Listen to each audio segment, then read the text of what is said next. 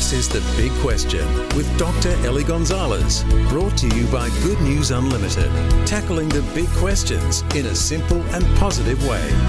And today's big question is, what about abortion? Christians like to characterize themselves as pro-life, and that designation is entirely true. It's worth remembering that it's because of Christianity's historical emphasis on the innate and equal worth of every human life that today we have positive qualities in our civilization, such as human rights and equality for men and women. The world before Christianity was a nasty place. Believe it or not, it was even nastier than it is today.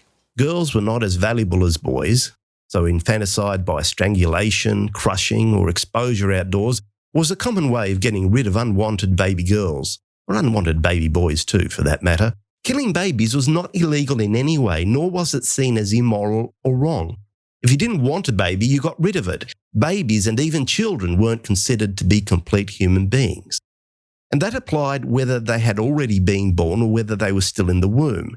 As the Roman Empire declined, at some point in antiquity, the sewers of ancient Rome stopped working.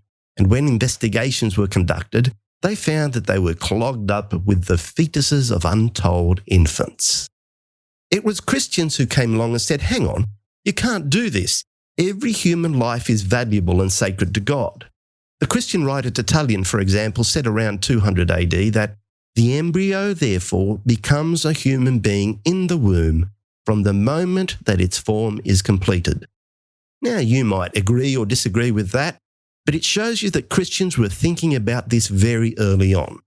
They understood that the commandment not to kill applied to human beings both in the womb and outside the womb. Now, I don't want to give the idea that all of this is simple.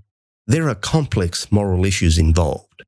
What about babies who are identified as having a severe disability in the womb or a pregnancy that is compromising the mother's life?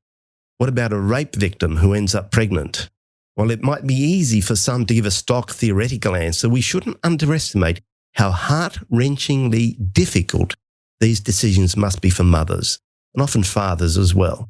Sadly, in some parts of the world, the whole question of abortion has become politicised and has been the cause of violence and murder, attitudes that are hardly Christ-like.